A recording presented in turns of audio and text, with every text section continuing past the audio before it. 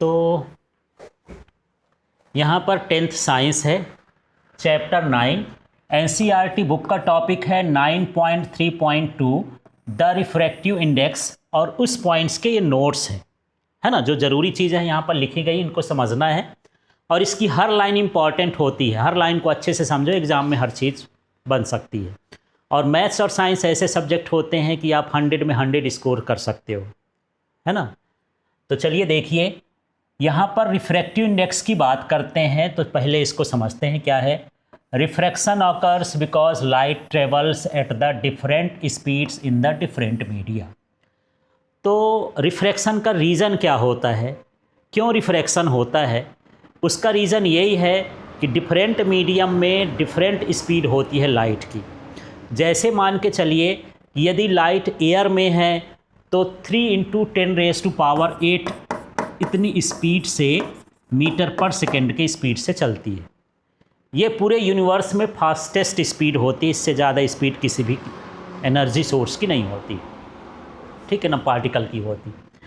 यदि इसी लाइट को मैं वाटर में जाने दूं तो ये 2 × 10⁸ मीटर पर सेकेंड हो जाएगा, और यदि मैं इसको ये ग्लास में जाने दूं तो ये हो जाएगा। मतलब मीडियम बदला तो उसकी स्पीड भी क्या हो गई, बदल गई, जिसके कारण इसका रिफ्रैक्शन प्रोसेस होता है, ठीक है। तो यही चीज़ आपको समझना है यहाँ पर कि रिफ्रैक्शन क्यों होता है, क्योंकि रिफ्रैक्शन के कारण जो है हर मीडियम में लाइट की स्पीड क्या हो जाती है, चेंज हो जाती है। नेक्स्ट है maximum speed of light travels fastest in the vacuum, c = 3 × 10⁸ metre पर सेकेंड। लाइट की जो सबसे ज़्यादा स्पीड होती है वो किस मीडियम में होती है, वैक्यूम में होती है। और इसको हम किससे डिनोट करते हैं, c से। ये स्पीड है, जनरली स्पीड को v से हम डिनोट करते हैं, लेकिन यहाँ पर लाइट की स्पीड को किससे डिनोट करते हैं, c से, यदि वैक्यूम में हो। और ये फास्टेस्ट स्पीड होती है, इसकी वैल्यू होती है 3 × 10⁸ मीटर पर सेकेंड। अब हम बात करते हैं in air, the speed is marginally less then in vacuum. Air की भी लगभग स्पीड यही है, बस ये 2.9999 ऐसा हो जाता है, तो अराउंड हम यही मान लेते हैं। तो वैक्यूम में जो लाइट की स्पीड होती है वही स्पीड लगभग किस में होती है, एयर में होती है। इन अदर मीडिया आप देखते हैं, the speed reduces significantly in the media like glass और वाटर और डायमंड। हर मीडियम में जैसे जैसे जाएगी इनकी स्पीड काफ़ी चेंज होती है ना। जैसे ग्लास के अंदर चला जाए लाइट, वाटर के अंदर चला जाए, डायमंड के अंदर चला जाए, प्लास्टिक के अंदर चला जाए, जिनसे भी लाइट पास हो सकती है वो तो इसके मीडिया कहलाते हैं। हर मीडियम में उसका ये चेंज होगा। तो हम कैसे जानेंगे कि स्पीड कितनी चेंज हुई, उसका रिलेशन हम कैसे जानेंगे। वही रिलेशन बताने के लिए क्या होता है, रिफ्रैक्टिव इंडेक्स होता है कि एक मीडियम में कितना स्पीड था लाइट का और दूसरे मीडियम में कितना स्पीड हो गया, तो वो स्पीड का जो रेशियो होता है वो क्या होता है, रिफ्रैक्टिव इंडेक्स होता है। तो चलिए यहाँ पर सबसे पहले हम रिलेटिव रिफ्रैक्टिव इंडेक्स की बात करते हैं।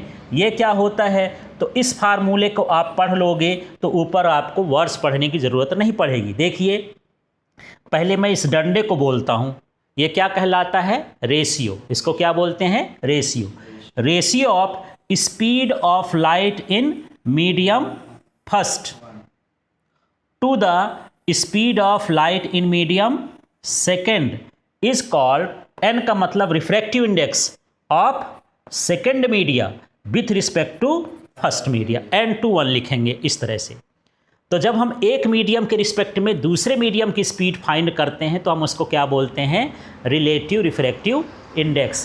तो इसमें ये कैसे, स्पीड को हम क्या लिख दिए, v1 क्या हो गया, v2, ठीक है। पहले मीडियम में स्पीड और ये दूसरे मीडियम में स्पीड निकालेंगे तो दूसरे मीडियम का रिफ्रैक्टिव इंडेक्स निकलेगा पहले के रिस्पेक्ट में, ठीक। और इसको हम क्या लिखेंगे, n/n, है ना, n/1 हो गया। इसको म्यू से भी डिनोट किया जाता है, ये है ना, ये लैटिन वर्ड है। जो इंग्लिश का आप यू लिखते हो ना जैसे, या तो उसमें ये दोनों तरफ इसमें टेल लगा दो, ये क्या बन गया, म्यू।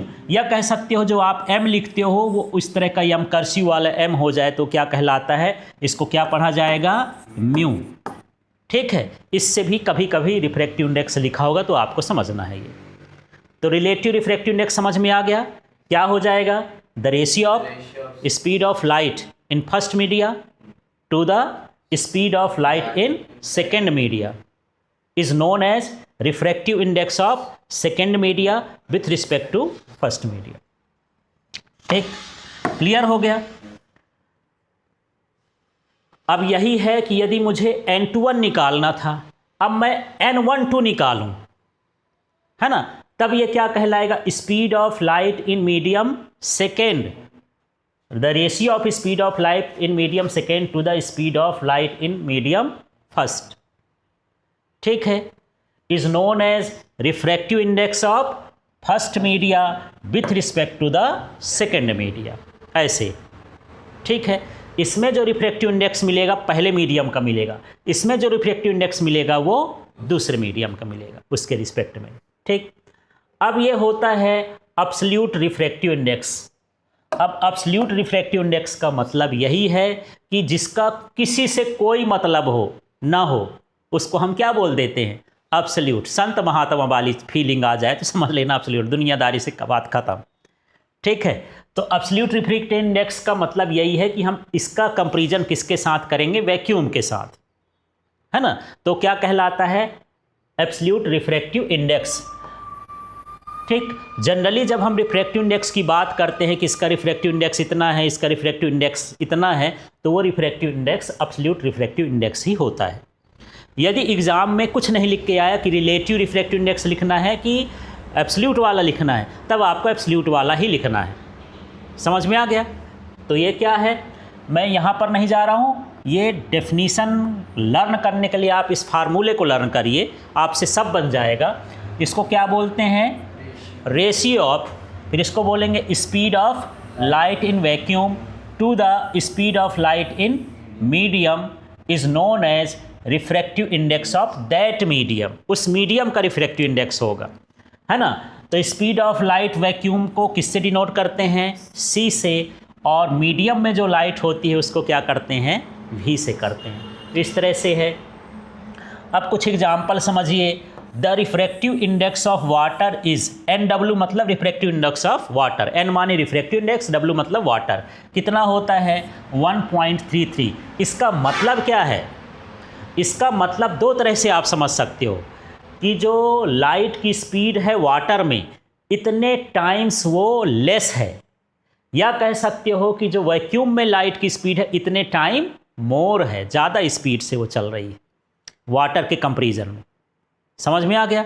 यदि उसी लाइट को वाटर में भेज दें तो इस इतने स्पीड से क्या हो जाएगा, वो इतने स्पीड से वैक्यूम वाली लाइट इससे फास्टर होगी, है ना। तो इस तरह से ये इसका मतलब होता है। अब यहाँ हाईएस्ट इंडेक्स किसका होता है, रिफ्रैक्टिव इंडेक्स सबसे ज़्यादा किसका होता है, तो यहाँ पर हाईएस्ट इंडेक्स जो होता है वो किसका होता है, डायमंड का, और इसकी वैल्यू होती है 2.42। जितना जिसका रिफ्रैक्टिव इंडेक्स ज़्यादा होगा उतना ही लाइट की स्पीड उसके अंदर कम होगी, है ना। यहाँ पर रिफ्रैक्टिव इंडेक्स ज़्यादा है मतलब इसमें लाइट क्या चलेगी, फास्टेस्ट की स्लो चलेगी। कैसे चलेगी, स्लो चलेगी। ठीक है, क्लियर हो गया, समझ में आ गया। हाँ, तो मैं यहाँ पर ये देख लूँ, थोड़ा एक चीज़ और पूछ लेता हूँ इसके बाद। यहाँ पर ये है वाटर का 1.33 और ये है डायमंड का 2.42। इन दोनों के कंपैरिजन में किसमें जो है ज़्यादा फास्ट लाइट चलेगी, वाटर में, जिसका कम होगा। और यहाँ पर जो वैक्यूम का रिफ्रैक्टिव इंडेक्स माना गया है इसका कितना होता है 1। भाई वैक्यूम का निकालेंगे तो speed of light in vacuum upon speed of light in vacuum, दोनों की स्पीड सेम है, कटेगा तो वही आ जाएगा 1। तो पूछ देता है रिफ्रैक्टिव इंडेक्स वैक्यूम का या एयर का कितना होता है 1, वाटर के कितना हो गया 1.33। ग्लास का यदि मैं बात करूं तो ग्लास का कितना होता है 1.5 होता है, और डायमंड का क्या होता है 2.42 होता है। तो इसका मतलब ये है कि इसमें ज़्यादा फास्ट है, इसका रिफ्रैक्टिव इंडेक्स थोड़ा बड़ा हो गया, माने लाइट की स्पीड कम हो गई। इसमें थोड़ा रिफ्रैक्टिव इंडेक्स और बड़ा हो गया, लाइट की स्पीड और कम हो गई। और यहाँ पर रिफ्रैक्टिव इंडेक्स थोड़ा और ज़्यादा हो गया, लाइट की स्पीड और कम हो जाएगी। ठीक है।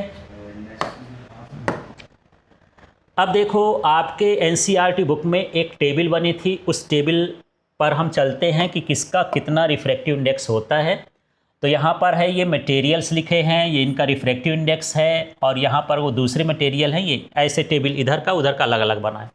तो देखो एयर का कितना होता है 1.0003, मतलब इतने टाइम्स जो है एयर इसके रिस्पेक्ट में वैक्यूम में फास्ट चलेगी वो, है ना, मतलब इसमें लेस स्पीड हो जाएगी। तो लगभग नियरली इसको 1 मान लेते हैं। कितना मान लेते हैं 1, एग्जाम में आए कितना होता है तो आपको 1 लर्न करना है। आइस में देखो 1.33 और वाटर में देखो 1.31 है, इसमें 1.33 है। इन दोनों में किस में फास्ट चलेगा यार? जिसका रिफ्रैक्टिव इंडेक्स जितना ज़्यादा होगा उसमें उतना स्लो चलेगा, है ना। तो इसमें ये इसके कंपैरिजन में ज़्यादा है तो इसमें स्लो चलेगा, ठीक है। अल्कोहल का कितना होता है 1.36 और केरोसिन का 1.44। इधर देख लेते हैं crown glass 1.52, rock salt 1.54, Ruby 1.71 और ये सफ़ायर है 1.77, डायमंड है 2.42।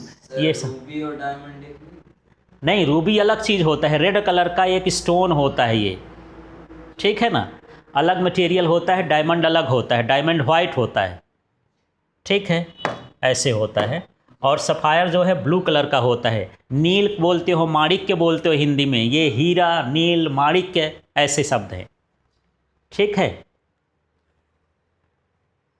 अब यहाँ पर थोड़ा सा ऑप्टिकल डेंसिटी का मतलब समझते हैं इसी में, ठीक है। Optical density versus mass density.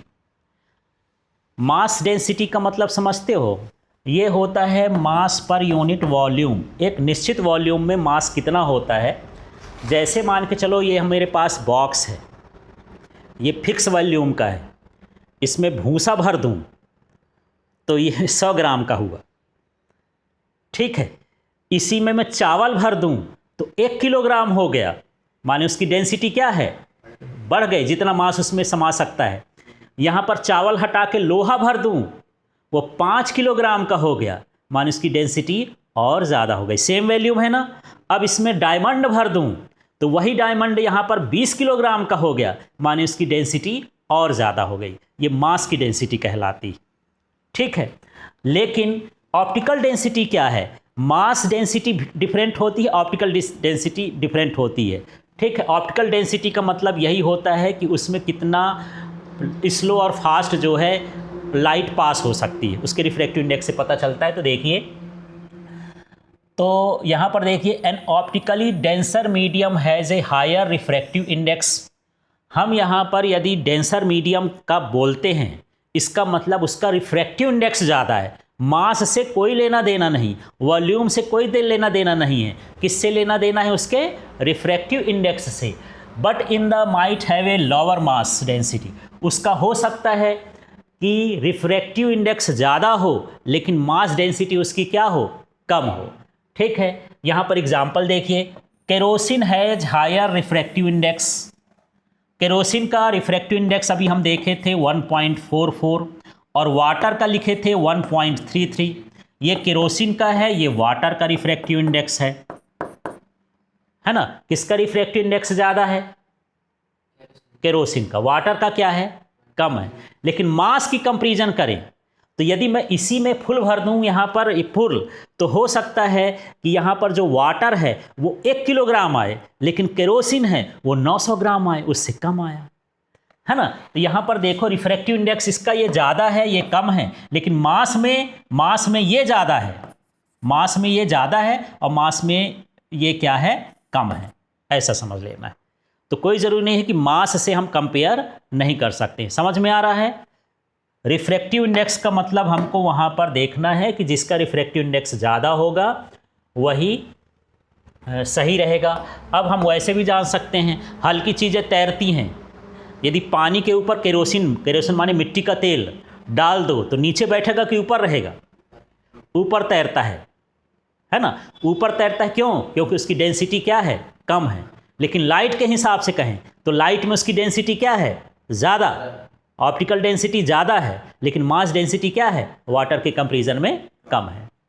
ठीक है, अब यहाँ पर देख लेना है थोड़ा सा रेयरर वर्सेस डेंस मीडियम। अब रेयरर मीडियम क्या होता है, डेंस मीडियम क्या होता है। जिसका रिफ्रैक्टिव इंडेक्स कम है वो रेयरर कहलाएगा और जिसका रिफ्रैक्टिव इंडेक्स ज़्यादा है वो डेंसर कहलाएगा।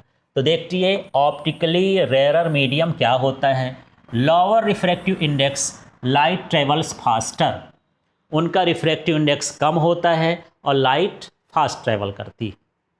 ठीक है, इसके बाद यहाँ पर ऑप्टिकली डेंसर मीडियम क्या कहलाया, जिनका रिफ्रैक्टिव इंडेक्स कैसा होता है, हायर होता है और उसमें लाइट कैसे ट्रेवल करती है, स्लो ट्रेवल करती है। फिर बेंडिंग रूल्स, लाइट कहाँ बेंड होगी, है ना, जैसे जैसे रिफ्रैक्टिव इंडेक्स बढ़ता जाएगा नॉर्मल की ओर, घटता जाएगा तो नॉर्मल से अवे होता जाएगा, दूर होता जाएगा। तो देखिए रेयरर टू डेंसर, यदि रेयरर से डेंसर में हम जा रहे हैं तो light slows down and bend towards the normal, माने हवा से लाइट जाए एयर से किस में, वाटर में, तो नॉर्मल की ओर क्या हो जाएगी, बेंड हो जाएगी। ऐसी कंडीशन बनेगी, ये हो गया, ये लाइट ऐसे जा रही है लेकिन बेंड होके ऐसे हो जाएगी, ये एयर हो गया और ये क्या हो गया, वाटर हो गया। ठीक है, तो रेयरर से कहाँ जा रहा है, डेंसर में। हम कैसे जान गए, इसका रिफ्रैक्टिव इंडेक्स 1 है और इसका रिफ्रैक्टिव इंडेक्स 1.33 है। जिसका रिफ्रैक्टिव इंडेक्स कम होगा वो रेयरर होगा, जिसका ज़्यादा होगा वो डेंसर हो जाएगा। ठीक, अब denser to rarer, light speeds up and bends away from the normal. Light जब डेंसर से रेयरर में जाती है तो उसकी स्पीड बढ़ जाती है ना, और वो नॉर्मल से दूर चले जाती है। जैसे मान लीजिए यहाँ पर मैं ग्लास ले लेता हूँ, यहाँ पर एयर ले लेता हूँ, अब यहाँ पर ये लाइट इसमें जा रही है, ग्लास से एयर रेयरर मीडियम में गई तो ये बेंड से दूर चली जाएगी, स्पीड बढ़ जाएगी। रेयरर मीडियम में स्पीड बढ़ जाए, इसका रिफ्रैक्टिव इंडेक्स कम है उसका ज़्यादा है। ठीक है, क्लियर हो गया। तो इस तरह से रिफ्रैक्टिव इंडेक्स से रिलेटेड टॉपिक्स हैं, छोटी छोटी चीज़ें इनमें समझना है, फिर क्वेश्चन बैंक बाद में देखेंगे कि परीक्षा में कैसे क्वेश्चन आते हैं। हर लाइन को बड़े ध्यान से आपको समझना चाहिए।